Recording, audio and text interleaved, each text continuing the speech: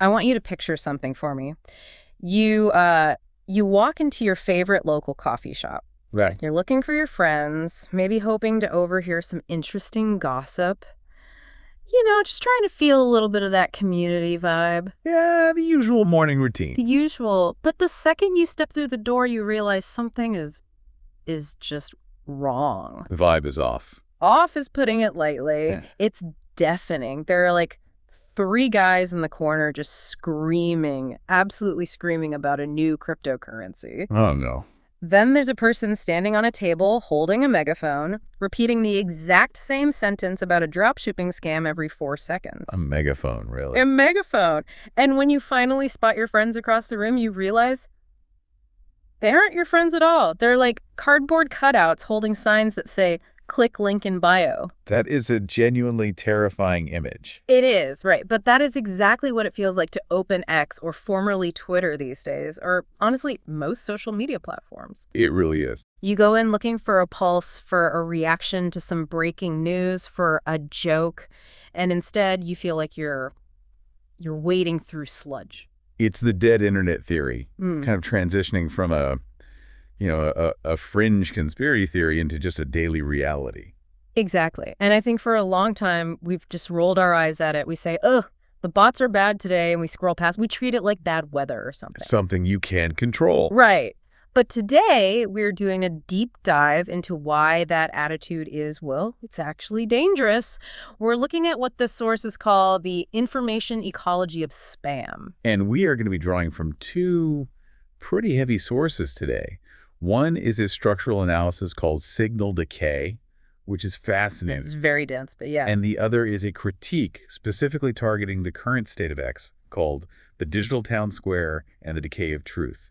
And the headline here, the big takeaway, isn't that social media is annoying. It's that we are witnessing a structural collapse of public discourse. Right. We want to move past the nuisance framing. This isn't about having a fly in your soup anymore. No. This is about the entire restaurant burning down around you while you're trying to eat. The metaphor the sources use, and I think this is really where we have to start, Yeah. is that we need to stop viewing spam through the lens of crime or, annoyance, Okay. and start viewing it as environmental pollution. Okay, let's drill into that for a second. Because pollution sounds serious, but is it accurate? Usually when I think of pollution, I think of like toxic sludge in a river. Right, physical waste. Yeah. When I think of spam, I think of a prince in Nigeria who wants to give me gold. Is it really the same mechanism? It is, structurally.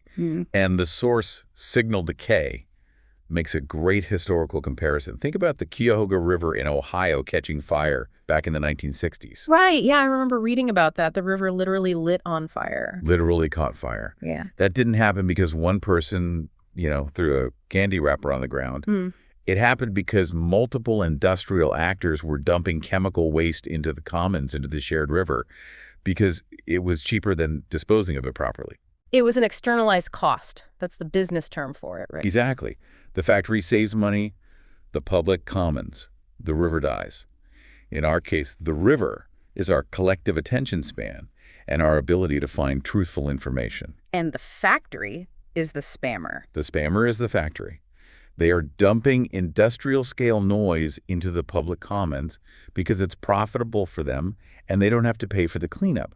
We do. We pay with our sanity. We pay with our sanity. We pay with our trust. And that brings us right to the core tension we need to unpack today. Because whenever you talk about cleaning up this pollution or moderating the platform, you hit this massive, massive wall. And that wall is labeled free speech. Oh, absolutely. Especially with the current leadership at X, that's the #1 argument. The town square must be open. Yeah. If you start banning the bots or the spam, aren't you starting down a slippery slope? That's the fear. I mean, who gets to define what spam is? Today it's a crypto bot. Tomorrow it's a political dissident you don't happen to like. And that is the standard and, frankly, very powerful defense. It's the marketplace of ideas argument. Let everything in, let all the ideas compete, and let the users sort it out. The best ideas will win. Survival of the fittest idea. But signal decay, the analysis paper, argues that this is a fundamental category error. It's a mistake in thinking. It argues that we are confusing speech with noise. Okay, so let's play devil's advocate for me for a minute. If I write a computer script that generates text, isn't that script just an extension of my speech? Uh-huh. If I program a bot to reply to every one of your posts saying, "I love this deep dive," 1,000 times, isn't that just me speaking very, very loudly? How is that not my speech? And that's the philosophical question at the heart of it. The source argues, no, it is not, and it breaks it down philosophically. It suggests that for something to be considered free speech in a way that actually warrants protection, it needs to have three key qualities: agency, reciprocity, and accountability. Agency, reciprocity, accountability. Okay, break those down for us. So agency means it originates from a human mind with some kind of intent. A real person decided to say something. Okay, a person, not a program. Right. Reciprocity means it's capable of participating in a dialogue. It can listen as well as speak. You could argue with it. You could persuade it. It could persuade you. So it's a two-way street. It's a two-way street. And finally, accountability means there is some kind of reputational cost to being wrong or to being harmful. If you lie constantly, people will stop trusting you. There's a social price to pay. And a bot has. Well, it has none of those. A bot has zero. A bot is a script. It cannot listen. It cannot be reasoned with. It has no reputation to lose because it can just generate a new identity in a microsecond. It's non-reciprocal. It's completely non-reciprocal. The source has a great image for it. It's a megaphone taped to a brick. A megaphone taped to a brick. I like that. It's Uh-huh. just blasting noise, and you can't talk back to it. You can't. So the argument here is that the right being descended by free speech advocates is the right to human expression. The entire history of that idea is about protecting people from powerful institutions. It is not about protecting the right to unlimited signal noise. So when you defend the right of a bot farm in another country to flood a political hashtag, You aren't defending speech. The source says you are defending infrastructure sabotage. infrastructure sabotage, that's an aggressive term. But think about it. It's sabotaging the very infrastructure, the platform, the algorithms, the social norms that makes communication possible in the first place. And this is where the other source, the digital town square, comes in with its central analogy. The air horn analogy. Yeah, this one is so good at clarifying the point. Oh, Kister it. Okay, so imagine we are in a real physical town hall. You and I are on opposite sides of a debate about, I don't know, a new school tax. We're having a heated, genuine exchange. People are listening. They're forming opinions. That's the marketplace of ideas in action. That's the ideal. Now, a guy walks in with an industrial-sized air horn, stands in the middle of the room, and just tapes the button down. So it's just a constant A beep. deafening, nonstop BP. He doesn't stop. He drowns out me. He drowns out you. He drowns out the moderator. He drowns out everyone. And if the security guard comes and kicks him out, Is that censorship? I see exactly where you're going with this. If you're a free speech absolutist, the argument would be, you are silencing his expression. His expression is the horn. Exactly. But the stewardship argument, which is what the source advocates for, is by removing the air horn, you are not suppressing speech. You are restoring the conditions that make speech possible for everyone else. You're protecting the infrastructure. They're protecting the commons. If you let the air horn stay, you don't have a debate. You have noise. And eventually you have an empty room because every rational person gets up and leaves. And that's the abandonment part you mentioned earlier? Yes. The digital town square source argues that a platform like X isn't failing because of censorship, which is the common critique. It's failing because of abandonment. It's becoming an abandoned lot where the weeds and the rats, the bots and the scams have completely taken over because the landlord refuses to do basic maintenance. The landlord thinks mowing the grass is tyranny. He thinks it's tyranny against weeds. But let's push back on the why for a second. Yeah. Because I get the philosophy, air horns are bad, I'm with you. But air horns have kind of always existed online. I remember getting spam in the 90s on AOL. Oh yeah, chain emails. Exactly. I remember junk mail in my actual mailbox. Why does it feel so much worse, so much more overwhelming right now? Is it just that the moderation got worse, or is the spam getting smarter? It's both. But the primary driver, the thing that changed the entire game, is economic. We need to shift gears here and look at the business model. Yeah. Because this isn't just random chaos. It's an industry. The industrial economy of spam. Right.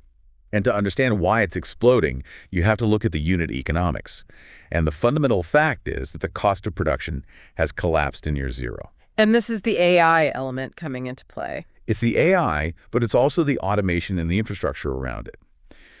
10 years ago, if you wanted to run a sophisticated scam operation, you needed a boiler room.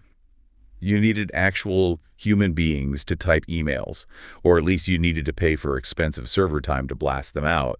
There was a cost. And now? Now you have LLMs, large language models. Mm-hmm. You can generate infinite, unique, context-aware variations of text for free or for pennies. Mm-hmm. But that's only half of it.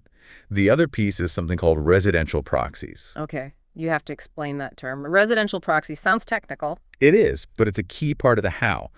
Platforms like X try to block spam by looking at IP addresses. An IP address is like the street address of a computer on the internet. Right. If they see 10,000 tweets all coming from a single IP address in a data center in, say, Romania, they just block it. Easy. Game over. So the spammers need to look like they are regular people in regular houses. Exactly. They need to look like they're coming from thousands of different houses all over the world.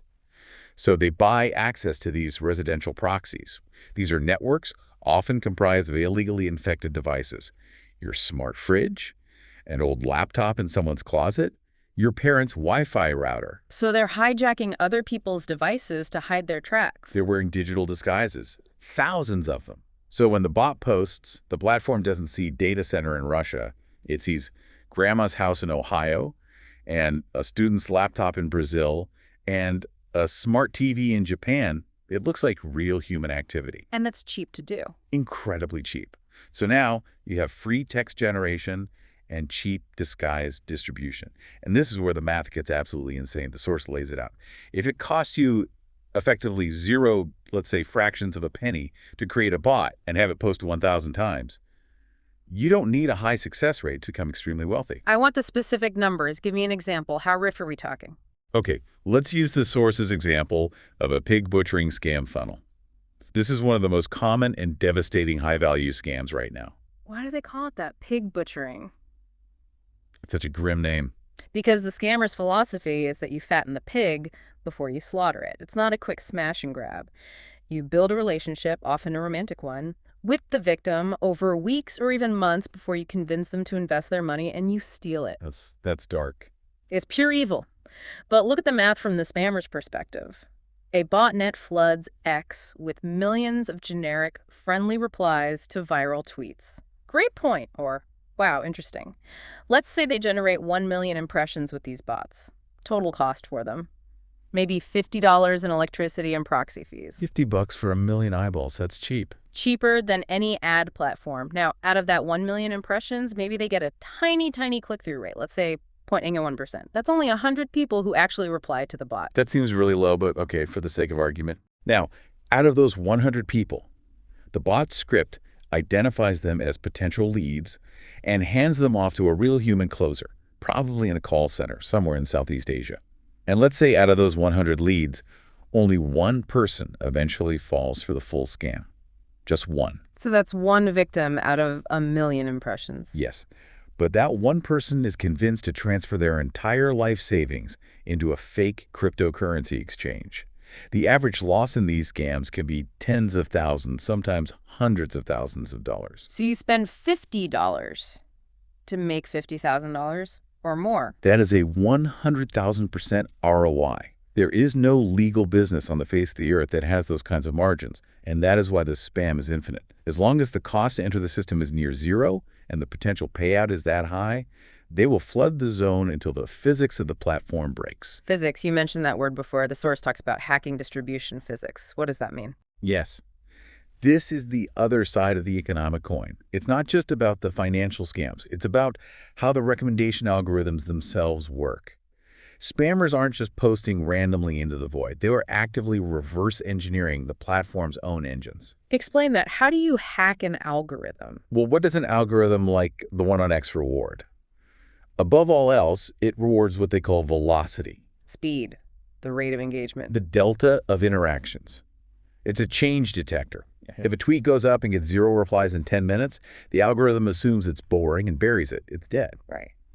But if a tweet gets 50 replies in the first 60 seconds, the algorithm's little alarm bells go off. It flags it as high-velocity breaking news, potentially viral. It thinks something important is happening in the world. Exactly. So the bot farms use those residential proxies we talked about to swarm a post instantly. 10,000 bots can reply in the first minute. They are artificially injecting velocity into the system. This tricks the algorithm into pushing that garbage, that scam, that piece of disinformation into your feed because the computer thinks, wow, everyone is talking about this. It must be important. So they are hijacking the platform's own central nervous system against itself. That's a perfect way to put it. They're stimulating the nervous system to create a completely false signal of public interest. And this is where the whole blue check verification issue becomes such a disaster. Right, the paid verification. Yeah. This was originally pitched as the solution to the bot problem, wasn't it? That was the entire pitch. If we charge $8 a month, the bots won't pay because it's too expensive for them to operate. Seemed logical at the time. It seemed logical, but it showed a complete misunderstanding of the economics we just discussed. The Digital Town Square critique just tears that theory to shreds. It calls it credibility mimicry. Because $8 isn't expensive if your potential return is $50,000. Exactly. We just did the math. If one successful victim yields $50,000, you can afford to buy thousands of blue checks for your bots. For a normal user, $8 is a monthly subscription. For a spammer, it's a customer acquisition cost. It's a tiny line item on a spreadsheet. It's just the cost of doing business. And what does that $8 buy them from the platform? Well, it used to be a signal of identity confirmation, that this was a real, notable person.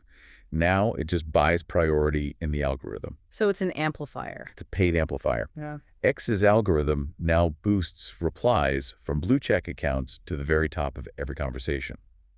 So the spammer pays the platform $8, and in exchange, the platform forces legitimate human users to look at the spammer's advertisement. It's pay-to-play pollution. It converts financial capital directly into distribution power. The source uses another great analogy for this. It's like if the polluting factory could pay the mayor a small fee to have the city hook up the sewage pipe directly to your kitchen tap. Okay, that is a visceral image. And it brings us to the part of this deep dive that I think affects our listeners, affects us the most. We've talked about the robots and the economics. I want to talk about us, the humans on the receiving end of all this. Right. Because this isn't just annoying. It's fundamentally changing how we think and feel online. This is section 3, the psychological toll on the user. And the source frames this not as an individual problem, but as a pollution effect on the entire cognitive environment. Learned distrust. That was the phrase from the reading that really stuck with me. It's a survival mechanism. Yeah. It really is. Think about how you act physically when you're in a low-trust environment. If you are walking down a dark alley in a dangerous city late at night, your body language changes completely. Yeah, you're tense. You're hyper-aware. You're suspicious of everyone. You don't make eye contact. You're constantly scanning for threats. You're in defense mode. Mm-hmm. The source argues that when you log onto a platform where you know that 50%, maybe more, of the interactions are fake, they're scams, they're engagement bait, they're political bots, they're not real people, your brain enters that exact same defense mode. You start to run a constant background process that the source calls authenticity filtering. It's like a tax, a cognitive tax. Every time I read a tweet or a reply, I have to pay a little split-second mental tax to ask, is this real? Is this person genuine? What's their angle? And that tax is incredibly expensive over time. Ugh. It leads directly to what psychologists call cognitive exhaustion. Our brains evolved to track complex social signals for a tribe of maybe 150 people. Dunbar's number. Exactly. We did not evolve to filter 5,000 potential deceivers and manipulators per hour while scrolling on the toilet. Our hardware isn't built for it. So we get tired. And when we get mentally tired, what happens? We make bad decisions. We get stupid. Blunt. I like it. Well, the source calls it the normalization of low-quality thought. But yeah, we get stupid. When your brain is overwhelmed and exhausted, it stops doing the hard work of careful analysis. It relies on heuristics, on mental shortcuts. It looks for patterns. It stops analyzing nuance and starts looking for simple, high-contrast, emotional triggers. Which is exactly what the bots are designed to provide. Precisely. The bots provide the simplest possible content: outrage, shock, greed, lust, fear. And because our brains are too tired to sift through a complex, nuanced, maybe slightly boring article about policy, We end up engaging with a simple, loud, emotional lie. So the environment is actively training us to prefer the sludge. The environment is training us for speed over depth. It's what one writer called the McDonaldization of information. If all you are served day after day is fast food, eventually you lose the taste for a complex, home-cooked meal. You might even start to find the home-cooked meal suspicious.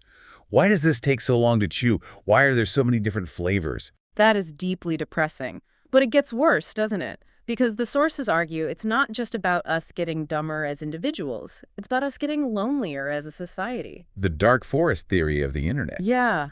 Let's talk about that, the cultural impact.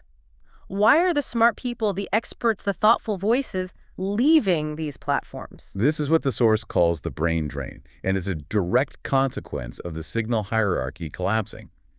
When expertise receives the exact same algorithmic treatment as automated noise, authority just dissolves into a simple popularity contest. Can you give me an example? Of course. Imagine you are an actual expert in, let's say, climate science or epidemiology. You spent 20 years of your life studying your field. You go on X to share a nuanced finding from a new paper you publish. And what happens to you? Immediately, you are swarmed.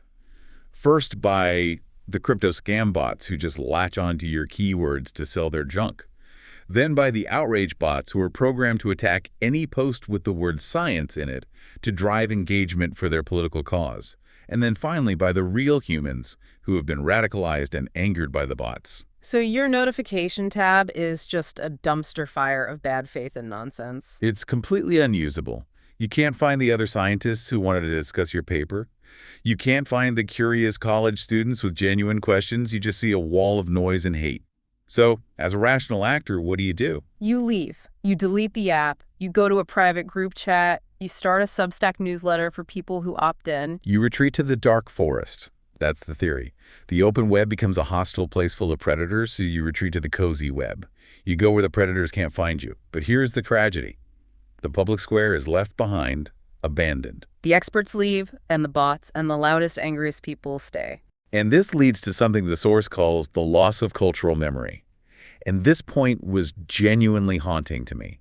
For the last 15 years, for better or worse, platforms like Twitter have been the first draft of history. It's where news broke. It's where the Arab Spring was organized. It's where social movements found their voice. Right. It's a living archive of our time. But if the archives of 2024, 2025, 2026 are filled primarily with bot chatter, simulated outrage from troll farms and financial scams, what will future historians think of us?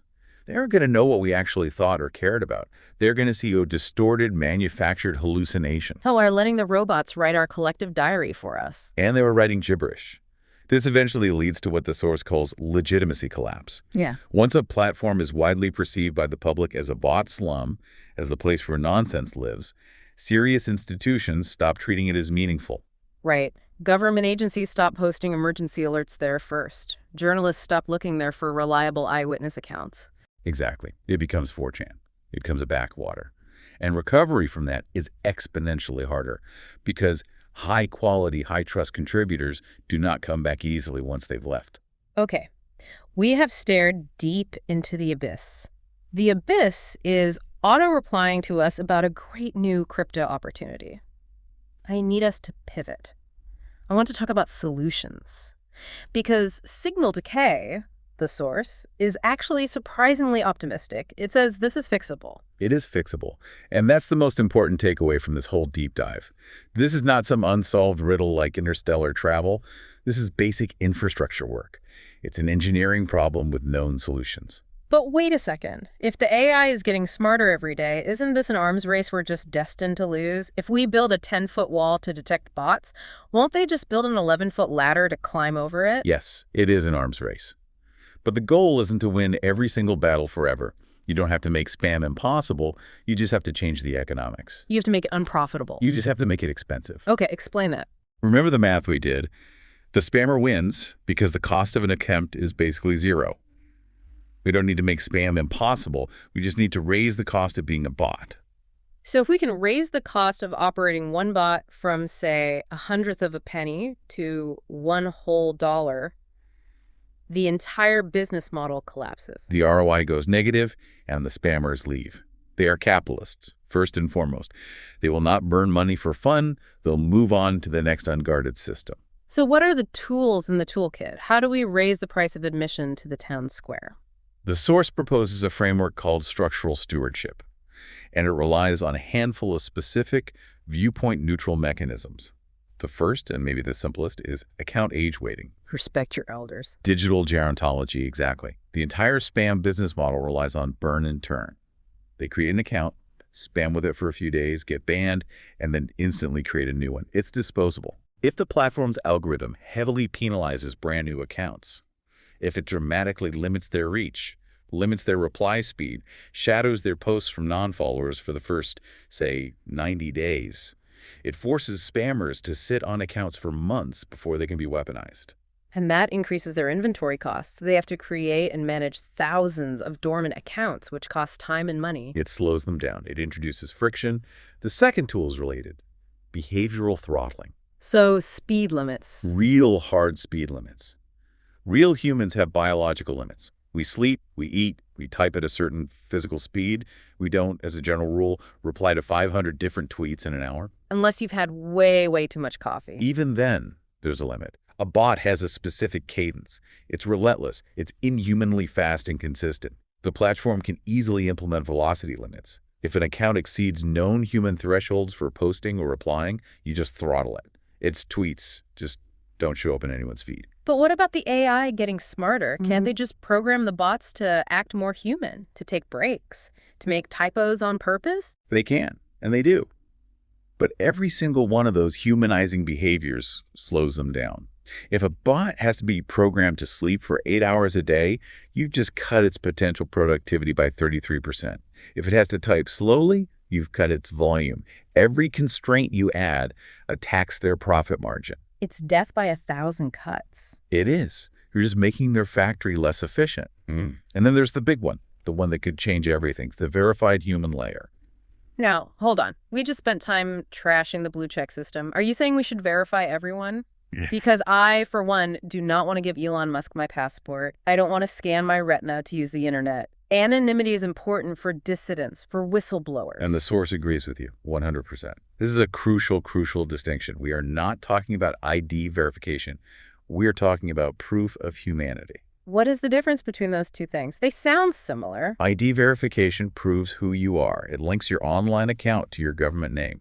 Proof of humanity just proves that you are a unique human being, not a script. Okay, how do you do that without an ID? There are a bunch of ways. The source suggests device fingerprinting and behavioral analysis. Does this account consistently originate from a unique physical device, like one specific phone? Does the user move the mouse in a characteristically human, nonlinear way? Are there accelerometer readings from the phone that suggest it's being held in a human hand, not sitting perfectly still in a rack in a server farm? So you verify the hardware and the biology, not the person's name. Exactly. You can create a human tier where users are still anonymous. They can still have their anime avatar and a fake name, but they have passed a technical check proving they aren't a script. And then, here's the key, you let users filter their feeds. Give me a button that says, only show me replies from the verified human tier. That one feature would solve 90% of the problem instantly. I wouldn't mind seeing an anonymous account as long as I knew there was a real singular person behind it. You're creating a gated community within the open public square. You're letting people choose to only listen to other humans. So why aren't they doing it? Why isn't a platform like X implementing these velocity limits and human tiers right now? If the solutions exist and they're not even that complicated, is this just incompetence? Or is it something else? The Digital Town Square source argues it's a toxic mix of ideology and, frankly, perverse incentives. The ideology being the free speech absolutism we talked about at the beginning. Yes. The genuine, though in the source's view, misguided fear that any tool used to stop a bot could one day be used to stop a real person. Which is true. It's a risk you have to manage. But the alternative is the current wasteland we're living in. And what about the incentives? The engagement number. The vanity metrics, the numbers they show to Wall Street. Think about it. If X or any platform banned every single bot on their site tomorrow, What happens to their daily active user count? It would crash hard. What happens to their total impressions number that they show to advertisers who are buying ads? It would plummet. If 40 or 50% of the activity on your platform is synthetic, roofing it looks like a catastrophic business failure on your quarterly report. It looks like the platform is shrinking and dying. So there is a massive short-term financial incentive to look the other way, to pretend the bots are real people. They're pumping their own stats with fake steroids to impress advertisers. And they're selling ads against those fake eyeballs. It's a bubble built on noise. So wrapping all of this up, we've gone pretty deep today. We've looked at the philosophy spam is not speech, it's infrastructure sabotage. We've looked at the economics, the fractions of a penny cost, and the $50,000 payout. We've looked at the psychology, the cognitive tax that's making us all exhausted and distrustful, and finally the solutions, just making it expensive to be a bot. It's a full system view, from the code up to the culture. So what, for the listener? I'm just a guy with a phone. I can't recode Twitter. I can't personally ban the bot farms. What do I do with all this information tomorrow morning? I think the first and most powerful step is just reframing. You have to stop blaming yourself for feeling exhausted and overwhelmed online. That's actually really helpful. I do that. I think, oh, I must be burned out. We all do. But when you open your phone and you feel that drain, that irritation, that desire to just throw it across the room, realize that it's not a personal failing. It's not because you're burnt out. It's because you are walking into a cognitively polluted city without a gas mask. It is an external assault on your attention, and your brain is rightly telling you to get away. Validate the fatigue. It's a feature, not a bug. Exactly. And secondly, start to demand better tools. The block button isn't enough anymore. It's like trying to empty the ocean with a teaspoon. We need to start asking for platforms that offer us middleware tools that let us set our own filters for our own experience.